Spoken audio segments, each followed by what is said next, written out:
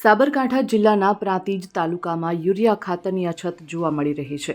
રવિ પાકની ખેતી માટે યુરિયા ખાતરની જરૂરિયાત હોવાથી ખેડૂતોને ખાતરની થેલીઓ લેવા માટે લાંબી કતારોમાં ઊભા રહેવાનો વારો આવ્યો છે।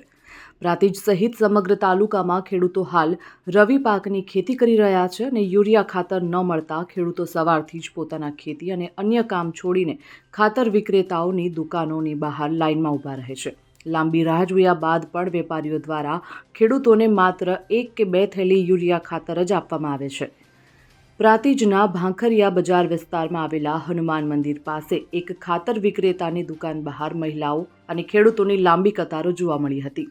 ખાતર ન મળતા પરિવારની મહિલાઓને પણ ઘરના કામકાજ છોડીને લાઇનમાં ઊભું રહેવું પડ્યું હતું। ખેડૂતો દ્વારા સરકાર સમક્ષ તાત્કાલિક યુરિયા ખાતરની વ્યવસ્થા કરવાની માંગ કરવામાં આવી છે, જેથી રવિ પાકને સમયસર ખાતર મળી શકે। Bureau report, Gujarat fight news.